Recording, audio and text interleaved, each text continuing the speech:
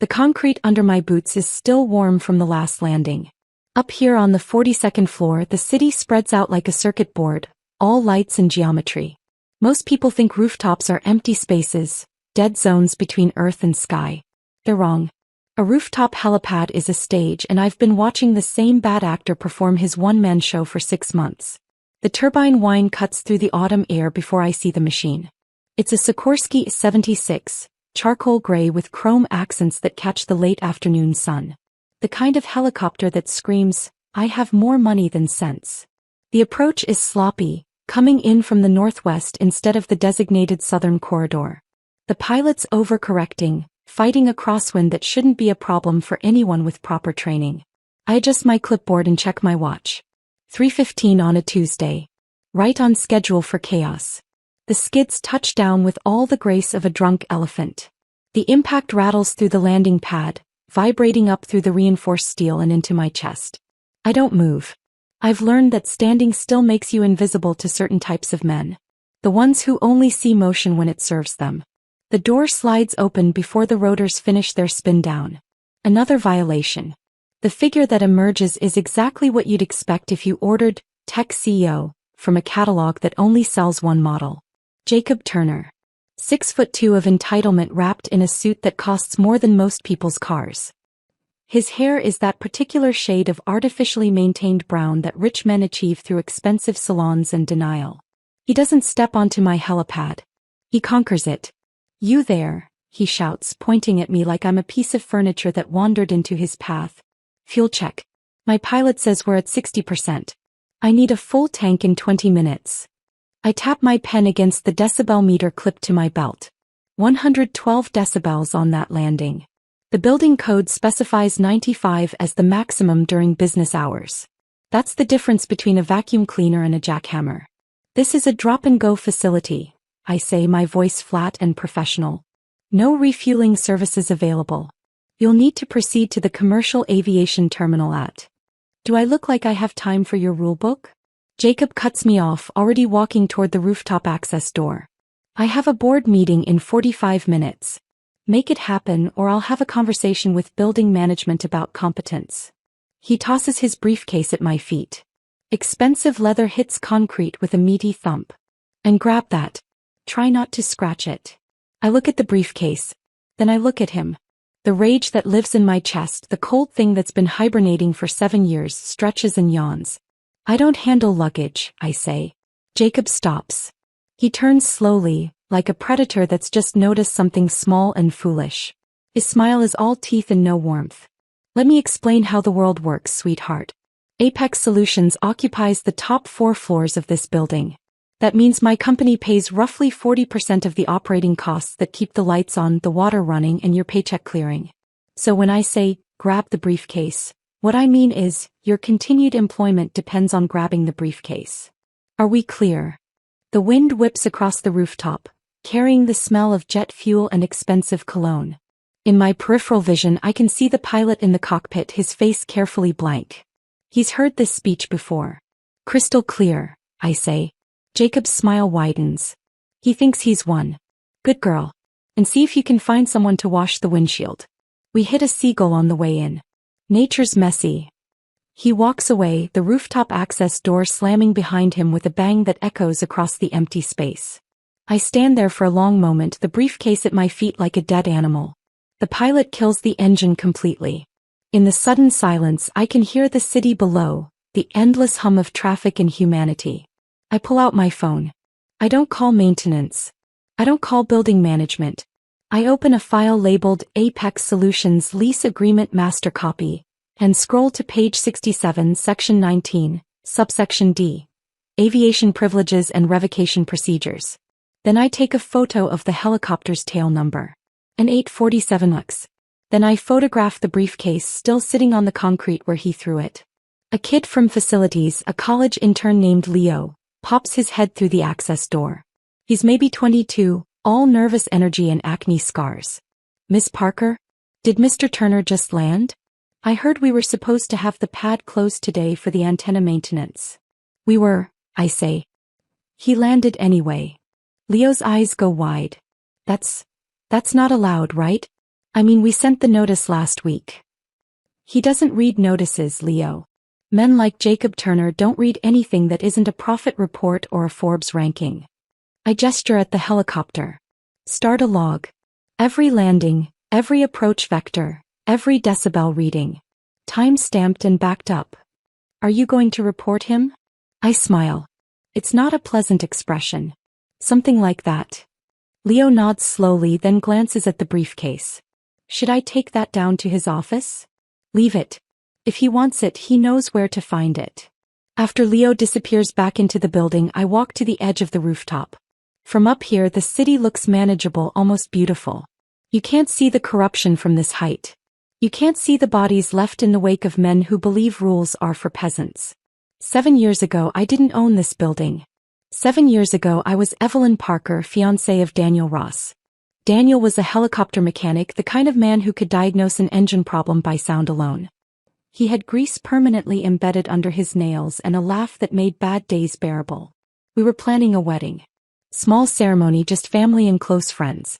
We'd found a house in the suburbs with a garage big enough for his project bike and a yard for the dog we were going to adopt. Then Vertex Technologies released their revolutionary new flight management system. Cutting-edge software that promised to reduce pilot error by 40%. They fast-tracked the certification process, greased the right palms, and hired consultants who said the bugs were negligible. Daniel's company was the beta testing site. He told me the system was glitchy.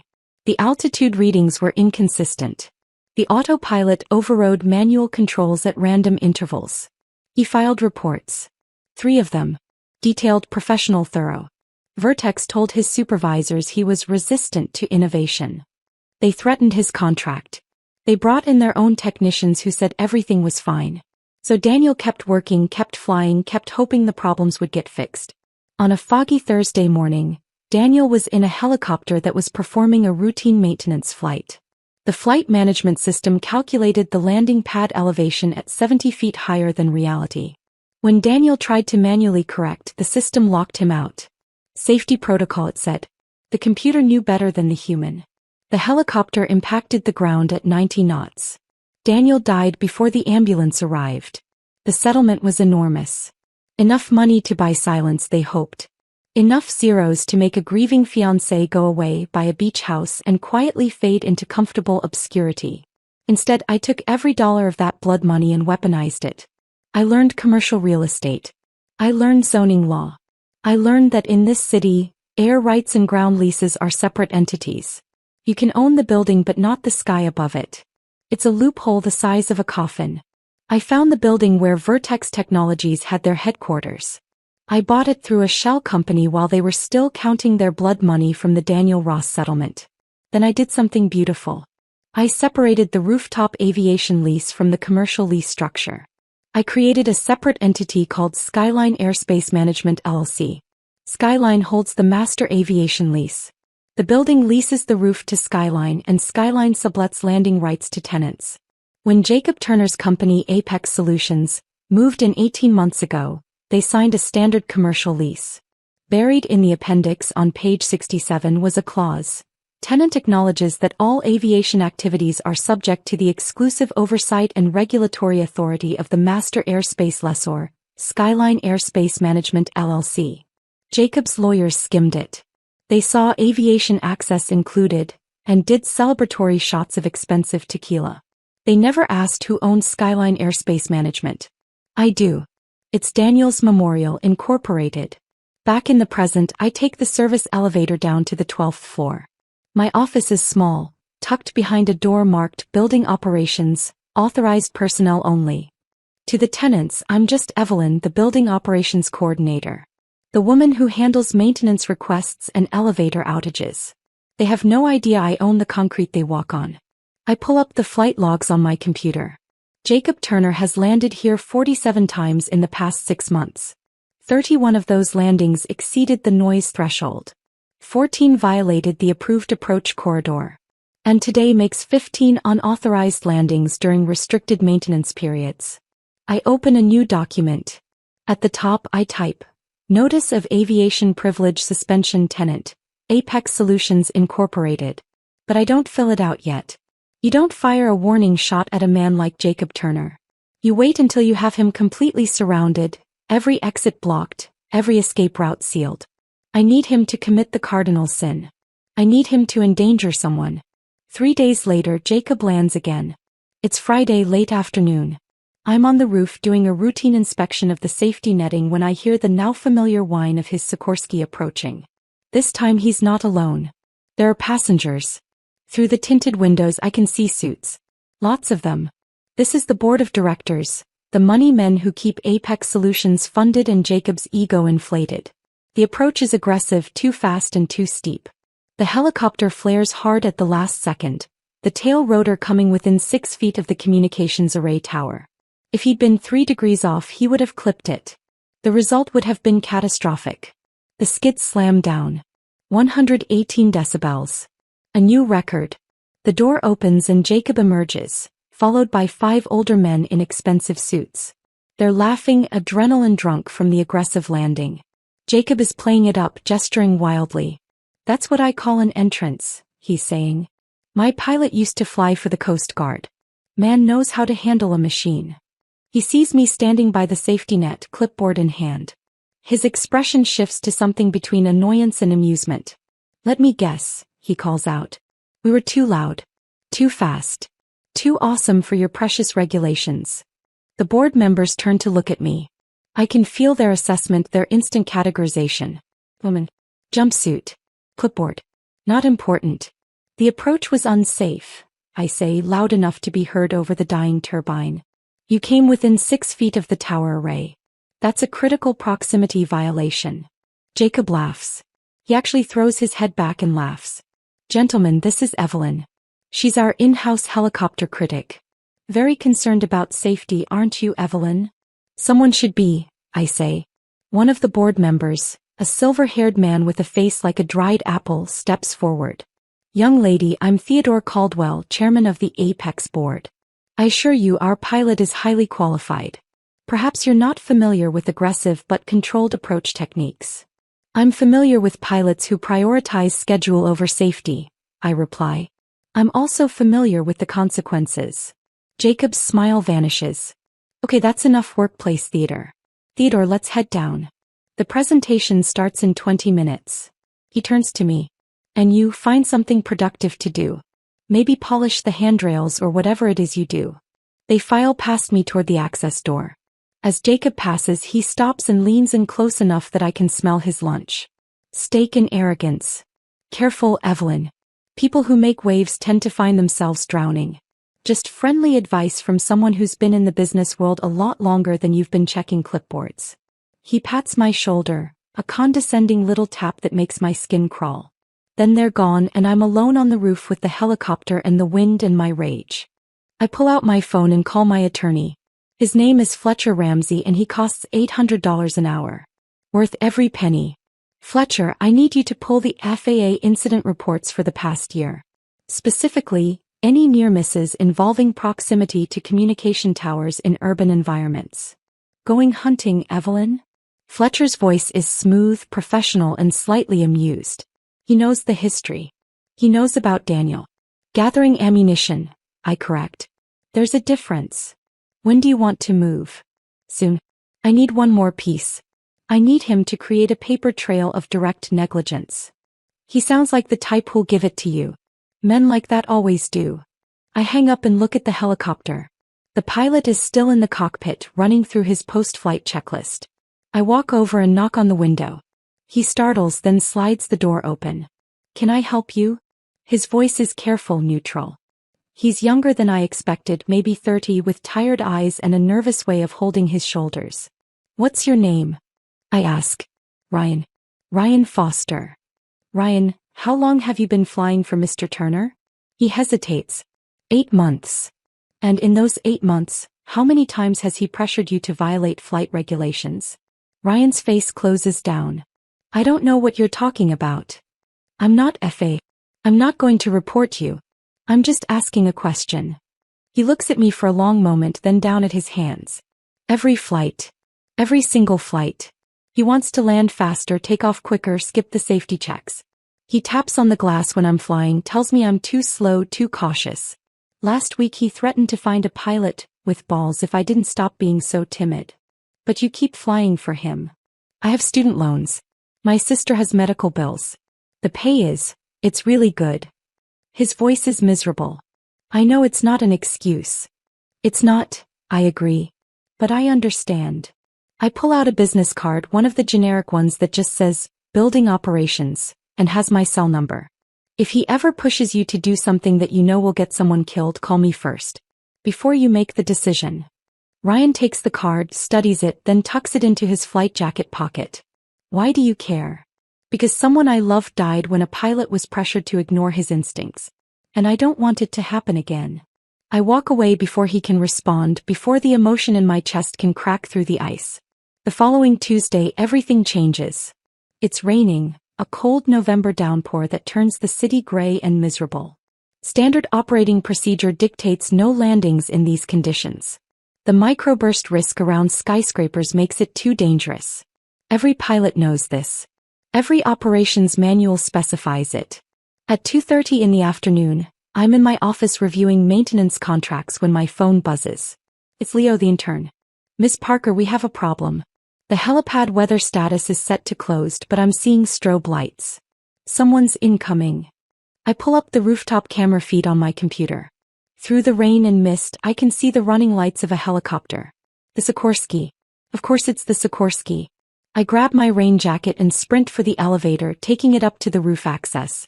When I burst through the door, the wind and rain hit me like a physical force. The helicopter is hovering, wobbling in the wind shear, trying to line up for a landing on a pad that's slick with water and marked with the red X of a closed facility. I run to the landing zone and start waving my arms, the universal signal for abort. The helicopter doesn't abort. It descends, fighting the wind, the skid swinging like a pendulum. It hits hard. The right skid touches down first, then the left catches up with a jarring impact that makes the entire aircraft bounce. For a terrifying second, I think it's going to tip over. The rotor blades slice through the rain, missing the safety barrier by inches. The engine spools down. The door opens. Jacob Turner jumps out, immediately slipping on the wet concrete. He catches himself on the helicopter's landing gear, cursing.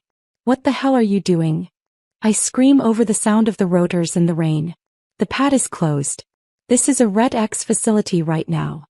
Jacob regains his footing and marches toward me, his expensive suit already soaked. I don't care about your colored markers. I have an investor meeting in 30 minutes. That investor is about to wire $50 million into my company. Do you understand what $50 million is, Evelyn? It's more than you'll make in 10 lifetimes of checking clipboards. It's also not worth dying for. Nobody's dying. The landing was fine. You're acting hysterical. He shoves past me, heading for the access door. That's when I see Ryan, the pilot, climb out of the helicopter. He's shaking, his face white as bone. There's blood on his lower lip where he's bitten through it. Ryan, I call out. Are you okay? He nods, but it's not convincing. Mr. Turner ordered me to land. I told him it was unsafe. He said if I diverted to the commercial terminal, I should keep flying and find another job. Did you file a safety objection? He threatened to sue me for breach of contract. I look from Ryan to the disappearing figure of Jacob Turner, now vanishing into the stairwell. The rage is no longer cold. It's molten, volcanic, demanding release. Go to the parking garage, I tell Ryan. Level B2. Wait in your car for 30 minutes, then call the number on the card I gave you. Can you do that? What are you going to do? I'm going to make sure nobody has to choose between their safety and their paycheck again. Ryan nods and stumbles toward the stairs. I pull out my phone. Despite the rain, my hands are perfectly steady. First call, Fletcher Ramsey, my attorney. Fletcher, execute the suspension notice. All aviation privileges for Apex Solutions, effective immediately. And send a copy to the FAA safety hotline with the attached video evidence. What video evidence? Check your email in 60 seconds. I hang up and open the building's security system. Every camera on the property feeds into the main server, including the rooftop cameras. I download the footage of today's landing, the helicopter wobbling in the wind, the near miss with the safety barrier, Jacob slipping and then screaming at me while his terrified pilot looks like he's about to have a breakdown. I attach it to an email to Fletcher, then copy the FAA regional office, the National Transportation Safety Board, and for good measure, the local news stations that love a good reckless billionaire story. Subject line: Endangerment of flight crew and ground personnel by Apex Solutions CEO Jacob Turner. I hit send. Then I make the second call. This one goes to myself, to the phone in my real office, the one across town in the penthouse where Evelyn Parker, the building owner, conducts business. The voicemail picks up. I leave a message in my other voice, the one that doesn't take garbage from tech CEOs. This is Evelyn Parker of Cascade Property Holdings. There's been a serious safety violation at the Thornton building involving the tenant Apex Solutions. Please contact the building operations coordinator to begin eviction proceedings under Section 19D of the master lease. I hang up and stand in the rain, letting it soak me to the bone. The helicopter sits silent on the pad, water streaming off its sleek surface. It looks like a predator at rest. But predators can be caged. 30 minutes later, I'm back in my small operations office, changed into dry clothes. My phone rings. It's the main desk security. Miss Parker, there's a Mr. Turner here demanding to speak with you. He's very upset. Should I send him up? Give me 5 minutes, then yes. I use those 5 minutes to print out several documents. The aviation lease suspension notice, the FAA incident report I filed, the weather service advisory that declared rooftop operations unsafe, and finally, the video stills showing Jacob forcing his pilot to land in dangerous conditions. When Jacob bursts through my office door without knocking, I'm sitting calmly at my desk, the documents spread in front of me. What did you do? He hisses. His suit is rumpled, his hair plastered to his head. He looks like a drowned rat with a law degree. I just got a notice that my landing privileges are suspended. Do you have any idea what kind of inconvenience this causes? I have meetings, commitments, a schedule. Mr. Turner, please sit down. I'm not sitting down. I'm standing here until you reverse this insanity. Where's your supervisor? Where's the building owner? I want to speak to someone with actual authority. I lean back in my chair. This is the moment. The one I've been building toward for 7 years, through every sleepless night, every anniversary of Daniel's death, every time I've had to smile and pretend I'm just the operations coordinator. The building owner isn't available, I say. But I can help you. You're going to help me? You're the one who created this problem. No, Mr. Turner. You created this problem when you forced your pilot to land in unsafe conditions. You created it when you exceeded the noise thresholds 47 times. You created it when you came within 6 feet of destroying a communications tower. And you created it every single time you treated people like obstacles instead of human beings. Jacob slams his hands on my desk. I will bury you. I will have you fired, blacklisted, and unemployed before sunset. Do you understand me? I have lawyers who specialize in destroying people like you. People like me? Yes. Bureaucratic, power-tripping, clipboard-clutching nobodies who think they can tell important people what to do. I stand up slowly. I'm 5'6". He's 6'2". But somehow I'm looking down at him. Mr. Turner, my name is Evelyn Parker. I'm not just the building operations coordinator. I'm the founder and CEO of Cascade Property Holdings. I own this building. I own the building next door. I own 6 other properties in this city. And through Skyline Airspace Management LC, I own every single cubic foot of air above this roof. The color drains from Jacob's face like water from a broken dam. You're the landlord? I'm your landlord. And you just violated Section 19D of your lease agreement. Willful endangerment of personnel, repeated safety violations, and failure to comply with aviation regulations. I pick up the suspension notice. Your company's landing privileges are revoked, effective immediately. Any future landings will be treated as criminal trespass. Jacob's mouth opens and closes. For the first time since I met him, he's speechless. But that's not all, I continue, my voice growing harder. The FAA has opened an investigation into your coercion of flight crew. That's a federal offense. And I've forwarded your pilot's statement, given voluntarily, describing how you threaten and pressure him to violate safety protocols on every flight. Ryan said that? Ryan Foster is currently giving a full deposition to my attorney. Turns out when you offer a pilot immunity and protection from retaliation, they're very eager to talk about the dangerous working conditions you created. Jacob's face goes from pale to red. This is extortion. This is a hit job. You're trying to destroy my company because of some personal grudge. No, Mr. Turner. I'm enforcing the lease you signed. The one your lawyers told you was just a formality. The one you didn't bother to read because you assumed rules don't apply to you. He points a shaking finger at me. Do you know who I am? Do you have any concept of how much power I have in this city? 7 years ago, I say quietly, I was engaged to a helicopter mechanic named Daniel Ross. He worked for a company that was beta testing a faulty flight management system. He reported the problems. He documented the glitches. And when he tried to refuse to fly with the defective equipment, he was threatened with termination. Jacob's finger slowly lowers. So Daniel kept flying. And one day the system failed. The computer overrode his manual controls. He crashed into a building at 90 knots. He died because someone like you, someone who thought deadlines and profit margins were more important than human lives, pressured him to ignore his training and his instincts. The office is silent except for the hum of the ventilation system. The company that killed Daniel was called Vertex Technologies. They paid me a settlement. Millions of dollars to make me go away, to stop asking questions, to sign an NDA and disappear. I took that money, Mr. Turner. I took every penny of it. And I used it to buy this building, the one that used to house Vertex's headquarters. I bought it so that I could make sure no one else would die because arrogant men think the laws of physics don't apply to them. Jacob's shoulders sag. The fight is draining out of him, replaced by the dawning realization that he's not just facing a disgruntled employee. He's facing someone who's been planning this for years. So when you ask if I know who you are, I continue, the answer is yes. You're the same species as the men who killed Daniel. You're the ones who move fast and break things, except the things you break are people. You're the ones who think money and charisma can override gravity and common sense. I walk to the door and open it.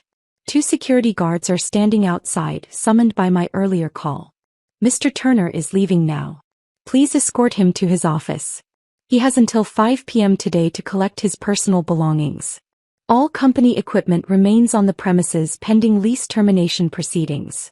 Jacob looks at the guards, then back at me. You can't evict me. The lease has 2 years remaining. Section 22B. Material breach of safety regulations constitutes grounds for immediate termination. Your lawyer can explain it to you. I recommend you hire a good one. The guards step forward. Jacob lets them take his arms, guide him toward the elevator. At the doorway he stops and looks back. You're going to regret this. Apex Solutions has investors' connections. We'll sue. We'll fight. We'll bury you in legal fees until you give up. Mr. Turner, I say, and my voice is tired now, worn down by 7 years of grief and preparation. I bought this building with blood money. I've already been buried. All I'm doing now is making sure you don't bury anyone else. The elevator doors close on his shocked face. I walk back to my desk and sit down. My hands are shaking now, the adrenaline finally catching up with my nervous system. I pull open the bottom drawer and take out a photograph. It's Daniel standing next to a helicopter, grease-stained jumpsuit and enormous smile. His eyes are alive in a way that photographs can never fully capture. I got one, Daniel, I whisper to the picture. He won't hurt anyone else. My phone buzzes. It's Fletcher. Evelyn, the FAA just called. They're fast-tracking the investigation. With the pilot's testimony and your video evidence, they're suspending Jacob Turner's company operating certificate. He won't be able to use any helicopters, anywhere until the investigation concludes. How long will that take? 6 months minimum. Possibly longer. And that's if he's cleared. If they find a pattern of coercion, he could face criminal charges. Good. There's something else. 3 other pilots have come forward. Turns out Ryan Foster wasn't the only one Turner was threatening. They all want to testify. I close my eyes. 3 other pilots. 3 other people who've been choosing between their safety and their paycheck, just like Daniel had to choose. Make sure they're protected, Fletcher. Full legal representation, whistleblower status, everything. Already on it. Evelyn, this is going to get big. Media big. Are you prepared for that? No. But I'm doing it anyway. I hang up and look out my small office window. From here I can see a slice of the city, the endless march of buildings and streets. Somewhere down there, Daniel died because someone valued schedule over safety. Somewhere down there, other people are being pressured, threatened, pushed to compromise their principles for someone else's profit. I can't save them all, but I can save some of them. And today, I saved Ryan Foster and 3 other pilots who won't have to make Daniel's choice. The next morning, the story breaks. Tech CEO grounded. Safety violations lead to eviction and FAA investigation. It's on the local news first, then picks up nationally. The video of Jacob slipping on the wet concrete and screaming at me goes viral. Social media does what social media does best. It destroys. By noon, Apex Solutions stock has dropped 15%. By afternoon, 3 major investors have pulled out of the $50 million funding round. By evening, Jacob Turner has resigned to spend more time with his family, which is corporate speak for, the board forced him out before the whole company collapsed. I'm sitting in my real office now, the penthouse across town where Evelyn Parker, the property owner, conducts business. It's glass and steel and expensive furniture, the kind of space that would have impressed Daniel with its view but disappointed him with its sterility. Fletcher is with me, along with Natalie Kwan, my chief financial officer, and Gordon Ames, my director of operations. We're reviewing the fallout. Apex Solutions is requesting an emergency meeting, Natalie says, scrolling through her tablet. The interim CEO wants to negotiate a settlement. They're willing to pay the remaining lease in full if we let them stay. No, I say immediately. They're out by the end of the month. Evelyn, that's leaving 4 floors empty. It's going to cost us revenue. I'll find new tenants. Better tenants. Companies that don't think safety regulations are suggestions. Gordon clears his throat. He's an older man, ex-military, with the kind of gravitas that makes people listen. You know, the other tenants are talking. Word's gotten around about who you are and what happened. Some of them are nervous. Nervous about what?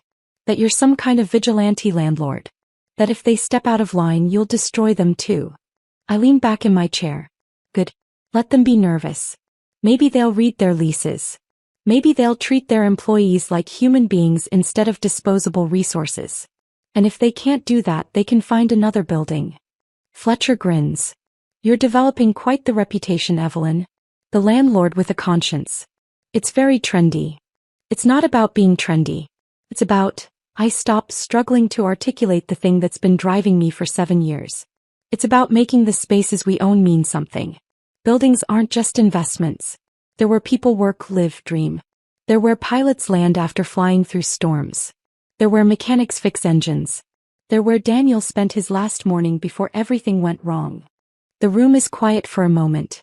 So no settlement with Apex? Natalie confirms. No settlement. They're out. And when we release those floors, we're adding mandatory safety training requirements for any company that wants aviation privileges.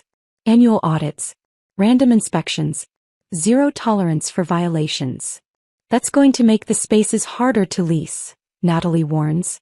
Then we'll find tenants who value safety over convenience. They exist. I know they do. After the meeting, I stand at the window of my penthouse office, looking out at the city. Somewhere out there, Ryan Foster is probably sleeping better than he has in months. Somewhere out there, 3 other pilots are breathing easier knowing they won't be pressured to make deadly choices.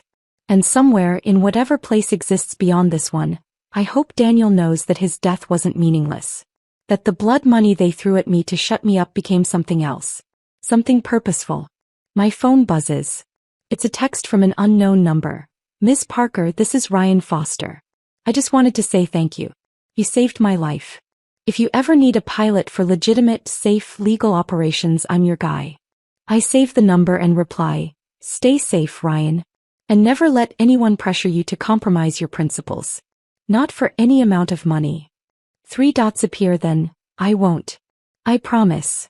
I set the phone down and touch the glass of the window. It's cold against my palm, solid and real. Buildings are made of glass and steel and concrete.